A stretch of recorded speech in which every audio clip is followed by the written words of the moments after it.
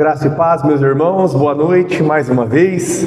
Abramos a palavra de Deus no primeiro livro das Crônicas. Primeiro livro das Crônicas, capítulo 22. Primeiro livro das Crônicas, crianças, primeiro livro das Crônicas, anote aí. Capítulo 22.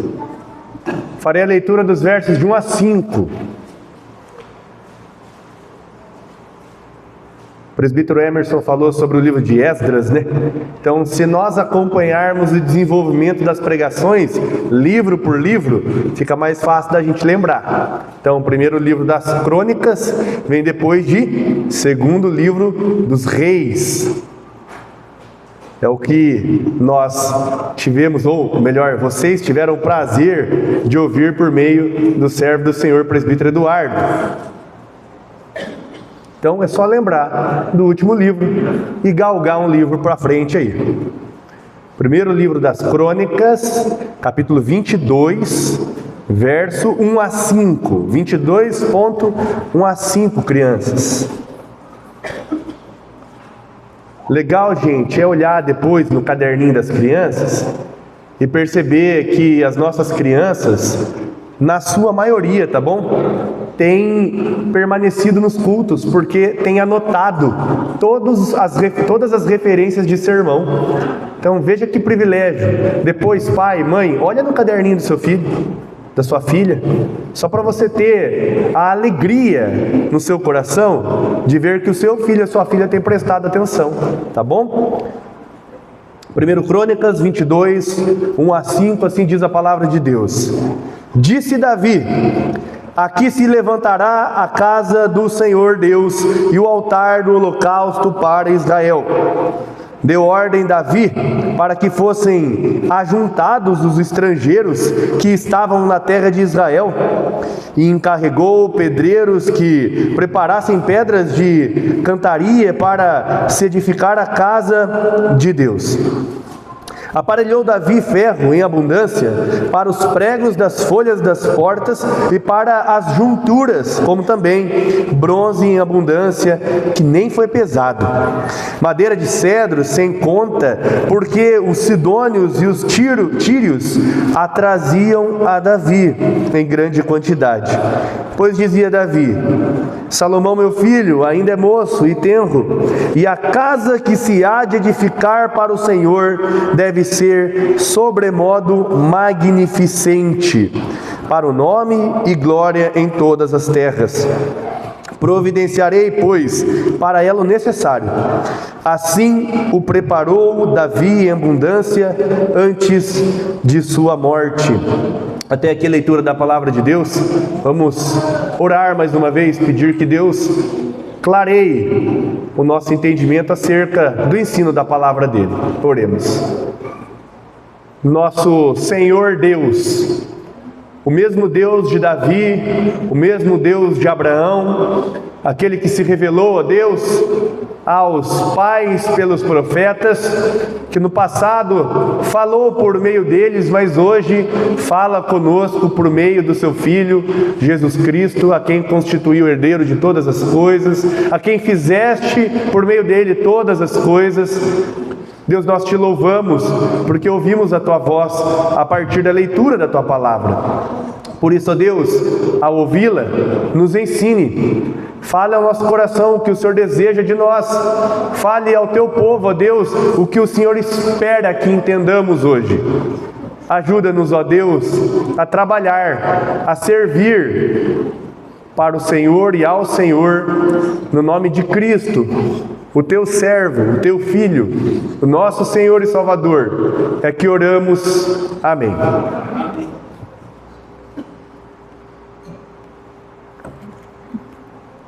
Crianças, vamos pensar um pouquinho comigo agora? Vamos ver se vocês estão espertos quanto a histórias. Numa história acerca de um rei. O papai e a mamãe, ou um livro que você tem, conta uma história sobre rei. O que não pode faltar numa história sobre um rei? Nós temos falado muito sobre reis aqui, repararam? Nós falamos de Saul, nós falamos de Davi, nós falamos de Salomão. E toda vez que a gente conta uma história sobre rei, vocês ouvem uma história sobre reis, o que não pode faltar? Isabela, Bruno, o que não pode faltar numa história sobre reis? Anota aí para mim, tá? Vai pensando aí, escreve, desenha, por favor. Papai e mamãe, ajuda se a criança precisar aí de um auxílio. Socorre aí, por favor. Meus irmãos, agora com vocês. Nesta semana eu falava com o Brian, mais uma vez, e eu explicava para ele que a palavra culto em inglês é service.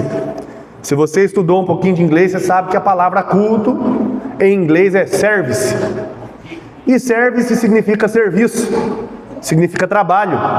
Então, quando nós estamos na casa de Deus, nós estamos trabalhando, tá? Não é apenas o louvor que está aqui tocando, que está trabalhando, fazendo alguma coisa. Você sentadinho aí, e às vezes em pé, às vezes orando, às vezes lendo a palavra de Deus, está prestando culto. Crianças, foquem na atividade de vocês, certo?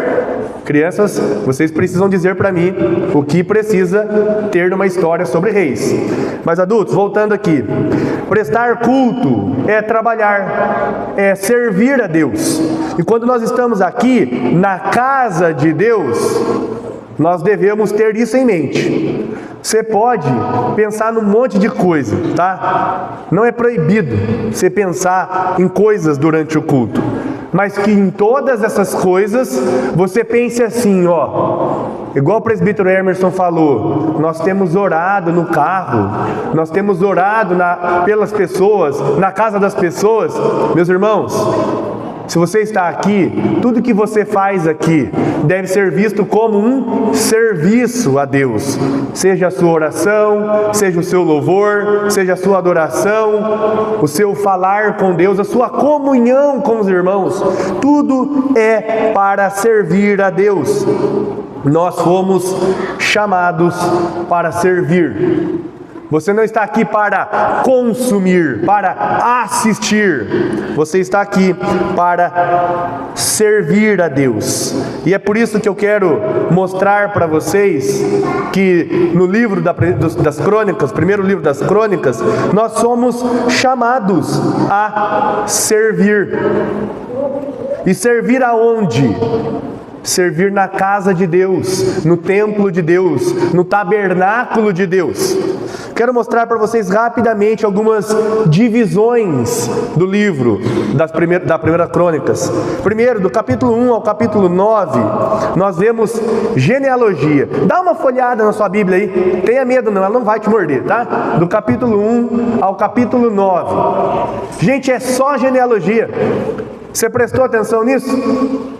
Olha que interessante, e por vezes a gente já desanima, né? Porque a gente acha que genealogia é historinha, é encheção de linguiça, e infelizmente a gente pula 9 capítulos de genealogia. Mas é importante, a gente vai ver. Segunda divisão é do capítulo 10 ao capítulo 21. Nós lemos a história dos reis de Saul e Davi, mas a divisão é um pouco desproporcional. Se você prestou atenção numa leitura que você tenha feito, em 11 capítulos, um é para Davi. Olha no capítulo 10 aí. Um é para Saul, um é para Saul. E no primeiro capítulo, no capítulo 10, ele morre. Então, o cronista não quer falar de Saul. E em 10 capítulos, o cronista fala de Davi. E por que ele fala de Davi? A gente vai entender também.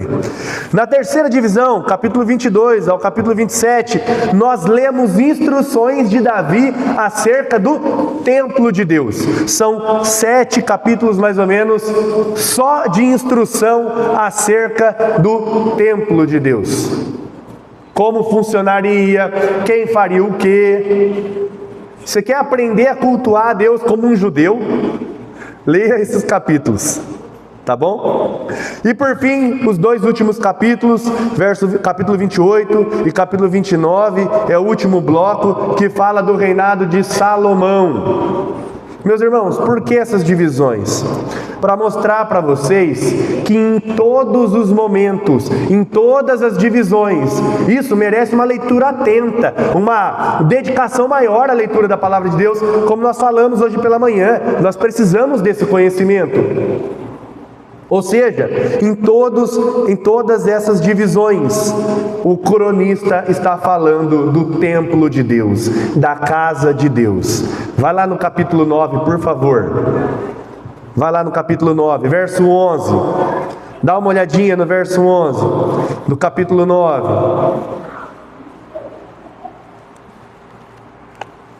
Ou melhor dizendo, capítulo 9, verso 11. Azarias, filho de Hilquias, filho de Mesulão, filho de Zadok, tá vendo a genealogia? Chato, né? Vamos parar por aqui? Não. Vamos até o final do verso. Filho de Meraiote, filho de Aitube, príncipe da casa de Deus. Esse homem era importante, meus irmãos, na casa de Deus. Agora, verso 13. Como também seus irmãos, cabeças das suas famílias, 1760 ao todo, homens capazes para a obra do ministério da casa de Deus. Não vou ler tudo não, porque é muita coisa. Agora você vai para a segunda divisão, capítulo 13, capítulo 15, capítulo 16.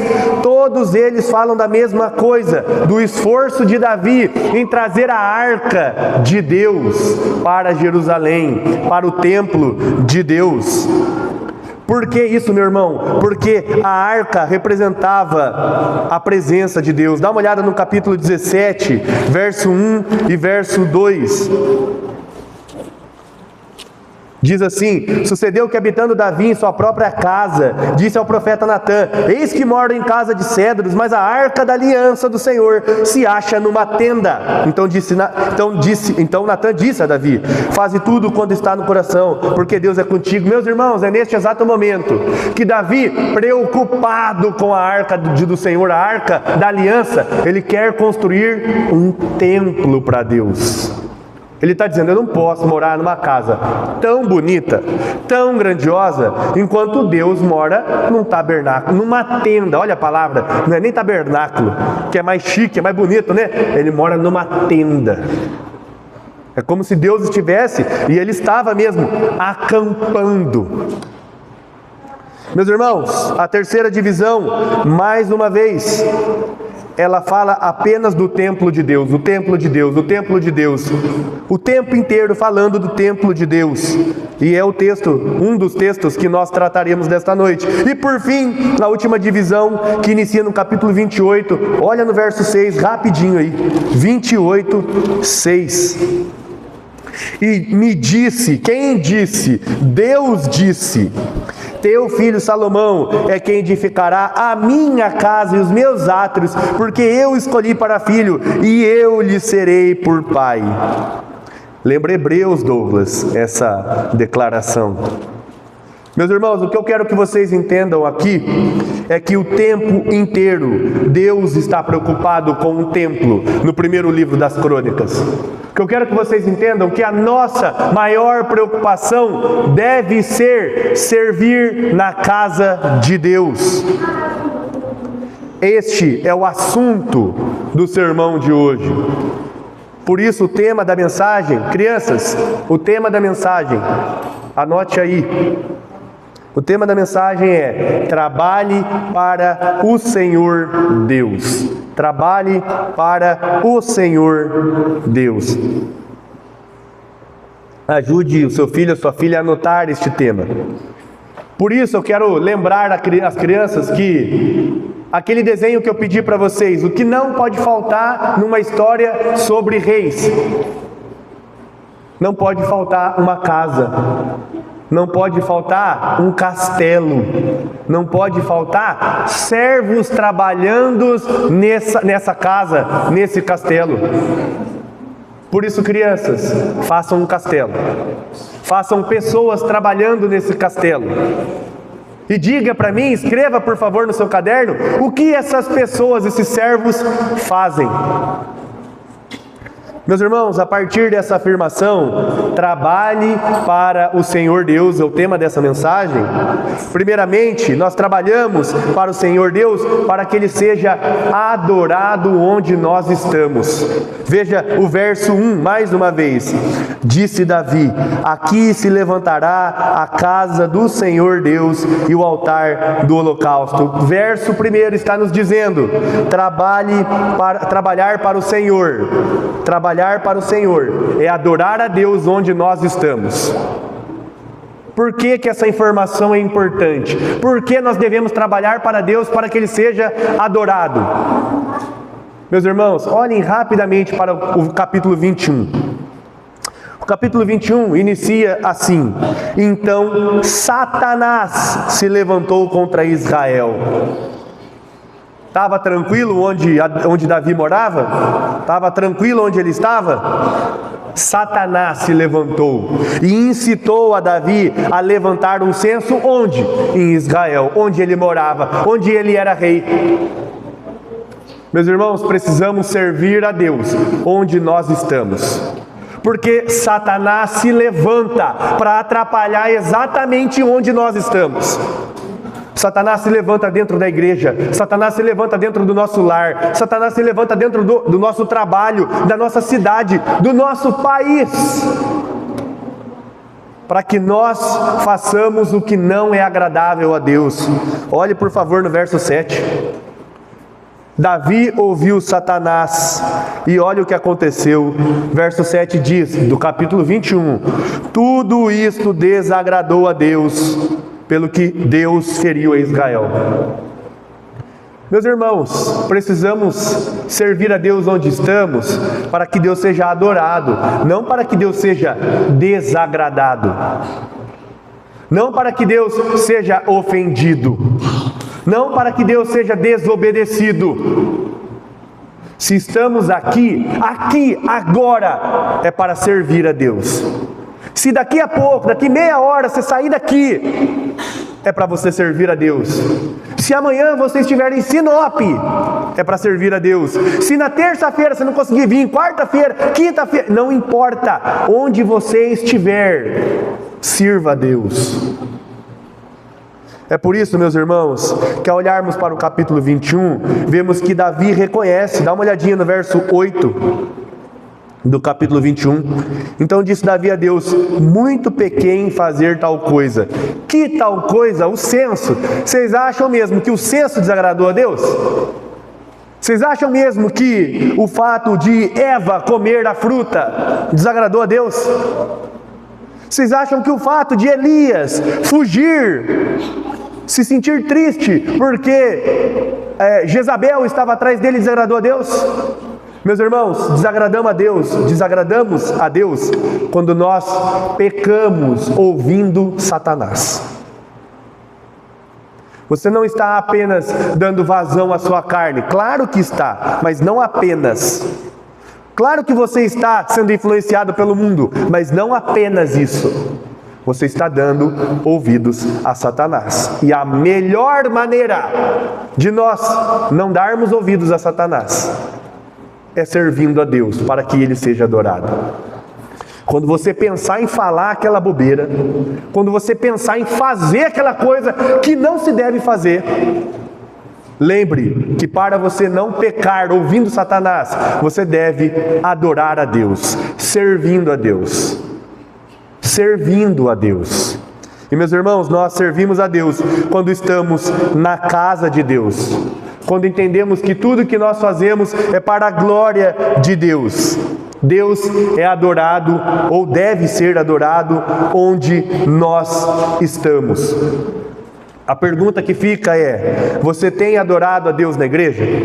Como? Servindo a Deus na igreja? O seu culto é um serviço a Deus? A sua vida cristã é um serviço a Deus? Você está preocupado, sério, meu irmão, minha irmã, você está preocupado mesmo em servir a Deus? A sua vontade na segunda-feira é começar servindo a Deus? Pense nisso. A sua casa está preocupada em servir a Deus? Os seus filhos estão preocupados em servir a Deus? No seu trabalho, você é conhecido como servo de Deus ou servo do patrão? Você é o famoso puxa-saco ou você é o famoso servo de Deus que ninguém se aproxima? Que as pessoas têm repulsa. Mas quando precisam de oração, quando precisam de apoio, quando precisam de uma palavra de sabedoria, é você que elas chamam. Pense muito bem se você tem servido a Deus onde você está. Por isso que trabalhar é adorar a Deus onde você está. Servir a Deus é adorar a Deus onde você está. Por isso tenha coragem de vencer os seus pecados. Pare de ouvir Satanás e vai servir a Deus. Para de ouvir e dar razão para o mundo e vai ouvir e dar razão a Deus. Homens, jovens, crianças, mulheres e presbíteros, trabalhem para o Senhor. E eu falei na ordem da reunião de oração, tá? É uma indireta mesmo, da semana de oração. Homens, jovens, crianças, mulheres e presbíteros, dediquem a sua semana para servir a Deus, na casa de Deus. Segundo ensino, meus irmãos, nesse texto, do verso 2 ao verso 4, o primeiro é trabalhar para o Senhor Deus, é para que Ele seja priorizado com quem estamos e com o que temos. Veja só o que diz aqui. Davi deu ordem, Davi encarregou pedreiros, Davi aparelhou ferro em abundância, Davi juntou bronze, madeira. Meus irmãos, e ele fez isso com estrangeiros, ele fez isso com pedreiros, ele fez isso com homens de Sidom e de Tiro, homens que estavam lá no norte de Israel, lá para cima, bem distante de Jerusalém, para vocês verem o impacto, quando um homem, uma mulher, um povo prioriza a Deus, prioriza o serviço a Deus, as pessoas se aproximam. Meus irmãos, as pessoas só virão para a nossa igreja, as pessoas só se aproximarão de você quando você for um servo de Deus, quando as pessoas olharem para a sua vida e dizer assim: rapaz, eu quero ser como essa pessoa aí, eu quero ser temente como esse rapaz aí, essa moça aí, eu quero viver pertinho dele. Onde que ele congrega? Onde que ele busca conhecimento assim? Só assim, meus irmãos, nós priorizaremos a Deus e trabalharemos para Ele com quem estamos e com o que temos. Veja só, essa cena lembra mais ou menos, esses versos de 2 a 4, lembra mais ou menos o que aconteceu na nossa igreja há um tempo atrás. Quando o irmão que não está aqui hoje jogou no grupo lá da nossa igreja: gente, quem pode ajudar com isso, isso e isso? Aí do nada, Deus começou a trabalhar na vida das pessoas. Eu posso dar um metro de areia, eu posso dar 2 sacos de cimento, eu posso dar pedra, eu posso dar ferro, e assim foi. Eu posso ser o pedreiro, né, Tiago?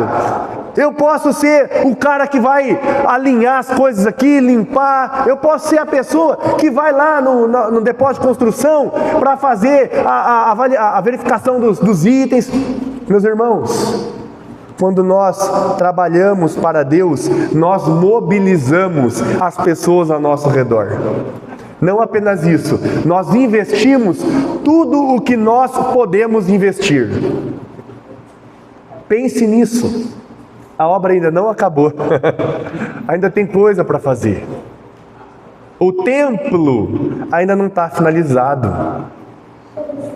Invista esforços, mão de obra e recursos. Chame pessoas. Dedique tempo, investimento às coisas de Deus. Como eu disse sexta-feira, nós não estamos pedindo que você deixe o seu carro aqui, a chave da sua casa. Não é isso que a gente está pedindo, não. 10 pessoas dando R$1.000. Não é isso que a gente está falando. Nós estamos falando, meus irmãos, de amar a obra do Senhor e nos entregar a ela. Eu gosto muito de um texto em Atos dos Apóstolos, se eu não me engano, capítulo 18, quando Paulo se entrega totalmente à obra do Senhor. Na verdade, o texto lá diz, se entrega totalmente à palavra do Senhor. Será que nós temos nos entregado e entregado tudo que podemos na casa do Senhor? Não apenas financeiramente, não, meus irmãos, mas de tempo, como disse o presbítero. Será que nós separamos, olha só, 1h30 no nosso dia para vir aqui e orar? Quando nós trabalhamos para Deus, nós desenvolvemos pessoas. Começar a nossa família, tá, gente? É a nossa família que a gente tem que envolver primeiro. A gente não tem que forçar ninguém a vir aqui. A gente tem que mostrar o valor de estar aqui, a importância de estar aqui, os benefícios de estar aqui. E quando nós estamos aqui, nós entregamos tudo que a gente pode. Tudo que é possível entregar, a gente entrega. Meus irmãos, já parou para pensar que quando você está num culto ao Senhor, você está entregando a sua família a Deus? Você está pedindo, Senhor, a minha família é sua, Senhor. Eu não posso cuidar deles se eu não tiver a sua ajuda, Senhor. Senhor, as minhas finanças são suas, Senhor. Eu não posso administrar o que eu tenho sem o Senhor me ajudar. Você acabou de dizimar aqui porque Deus te deu condições de dizimar. Você só ofertou aqui porque Deus te deu condições de ofertar. Por isso que um servo que trabalha para o Senhor, ele mobiliza pessoas e recursos para servir a Deus. Meu irmão, minha irmã, priorize Deus em sua vida. Priorize. Só assim você vai trabalhar para Deus. Só assim. E quando você priorizar Deus, Ele vai te dar trabalho, viu? Deus vai te dar trabalho. Pode ficar tranquilo. Você não vai ficar inerte na igreja, não. Ocioso na igreja, não. Servir e contribuir é um privilégio para nós. Eu gosto muito quando no momento de dízimos e ofertas, nós dizemos assim: meus irmãos, não se constranjam, aqueles que não são da nossa igreja, não fiquem incomodados, pois isto é um privilégio para nós. Já ouviram isso? Já ouviram? Eu acho isso maravilhoso. Porque às vezes a pessoa se incomoda. Ainda mais se é uma pessoa de fora, tá vendo? Olha os protestantes aí, os evangélicos pedindo dinheiro. Dízimo já acabou há muito tempo. Olha o pensamento de tais pessoas. Quando na verdade, meus irmãos, é uma prática que nós realizamos em obediência a Deus. Porque nós temos prazer em devolver a Deus o que Ele nos dá. Em dedicar para a obra de Deus. Então priorize servir e contribuir com outras pessoas, tá bom? Lembre-se disso. Você não é a última bolacha do pacote. Meu Deus do céu. A igreja não depende de você. Isso é libertador. A igreja não depende de mim, meus irmãos. A igreja depende de Cristo. É de Cristo que nós dependemos. Se não tiver Cristo aqui, a gente não tem nada. Pode ter um templo lindo, pode ter uma placa maravilhosa, pode ter um som impressionante, mas se não tiver Cristo, não temos nada. Servir a Deus é servir a Deus em comunhão, por causa de Cristo, meus irmãos. E nós fazemos isso com alegria, com alegria. Por fim, verso 5, nós ouvimos que trabalhar para o Senhor é para que Ele seja adorado, para que Ele seja priorizado. E terceiro ponto, para que Ele seja engrandecido. Para que Ele seja engrandecido. E como nós engrandecemos a Deus? Onde Ele deseja habitar. Agora você precisa tomar muito cuidado para entender algo que eu preciso te ensinar. A conclusão dessa passagem diz a nós que Deus deseja habitar com seu povo. Por isso Ele deve ser engrandecido. Presbítero, mais uma vez, presbítero Emerson falou sobre o corpo. Porque toda a liturgia, vocês reparam isso? Toda a liturgia é pensada para um tema só. A gente não fica lendo textos aleatórios aqui na liturgia, não, gente. Qual foi o grande tema da liturgia? Vocês conseguem chegar a essa conclusão? A gente lê um texto que fala como é bom ir à casa do Senhor, fiquei feliz em a casa do Senhor. Aí a gente lê um texto em Coríntios que fala, somos casa do Senhor. Aí a gente lê outro texto em Esdras que diz que o povo se alegrou por causa da casa do Senhor. Meus irmãos, Deus quer habitar em nós. Nós somos casa de Deus. Existe uma música que eu gosto muito, de um cantor chamado Marcos Almeida, que ele diz que assim, eu sou casa, lugar de Deus, Ele habita em mim, Ele me fez casa, me fez morada. Olha que coisa mais linda.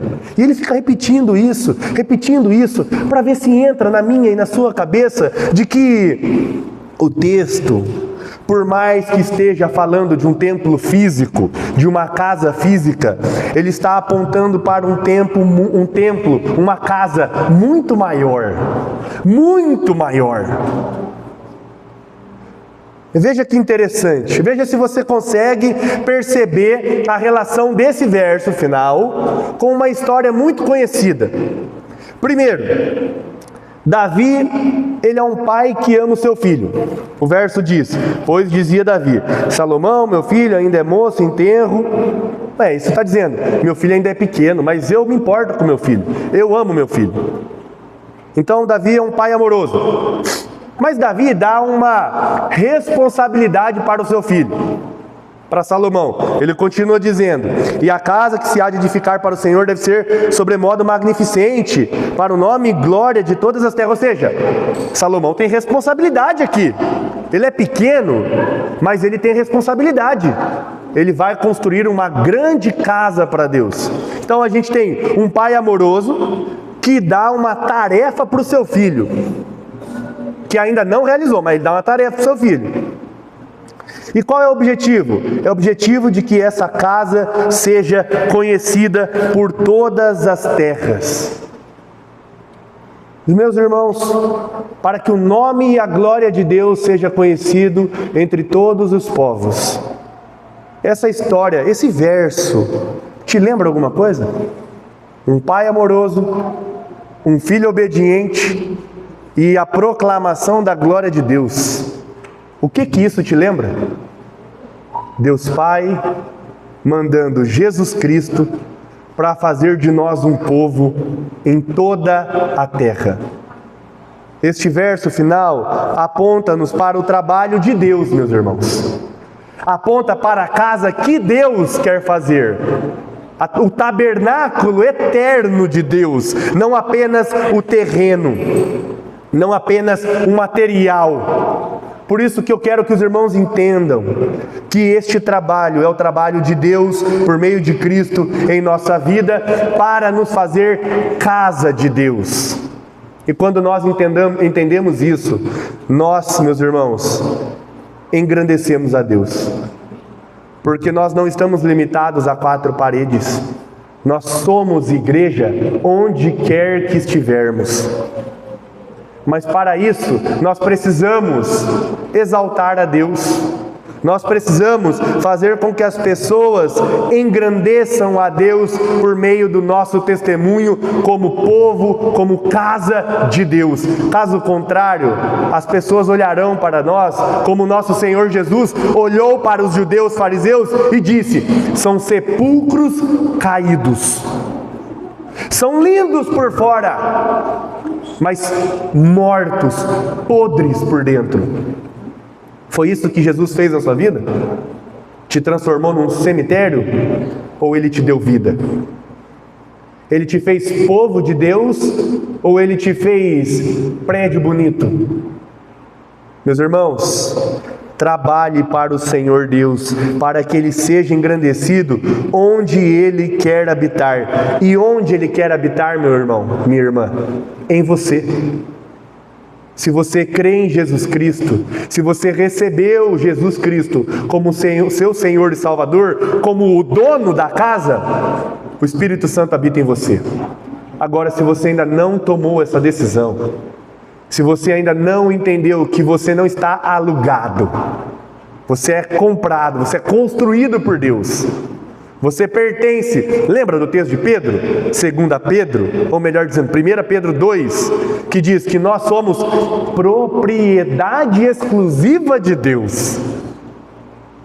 Meus irmãos, somos casa de Deus. Deus quer habitar em nós. E Deus faz isso para nós servirmos a Deus, para trabalharmos para Ele, para que Ele seja adorado, para que Ele seja, meus irmãos, priorizado na sua vida e para que Ele seja engrandecido em você e através de você.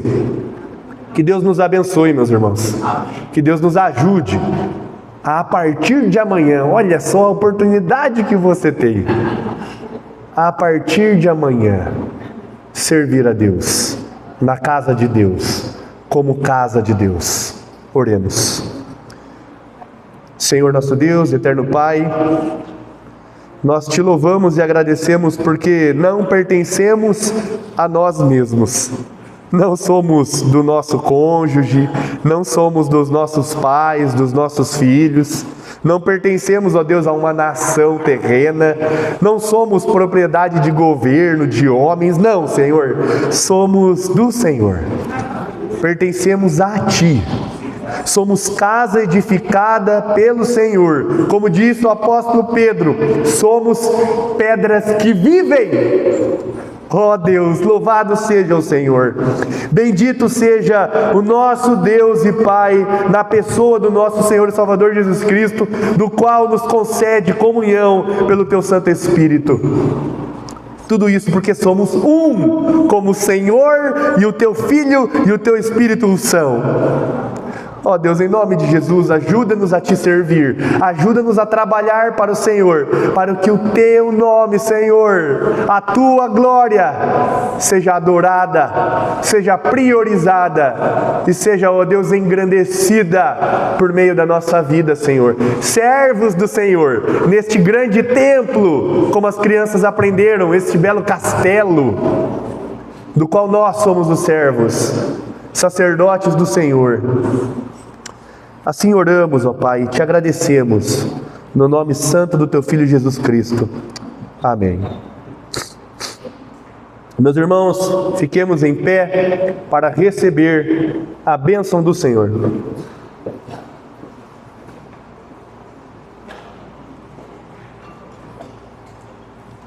Recebam, meus irmãos, a bênção do nosso Deus. Que o amor do nosso Deus e Pai, que a graça do nosso Senhor e Salvador Jesus Cristo, que as doces consolações do Santo Espírito de Deus, seja sobre nós, ó Deus, sejam sobre o Teu povo, a Tua casa, hoje e para toda a eternidade. Amém.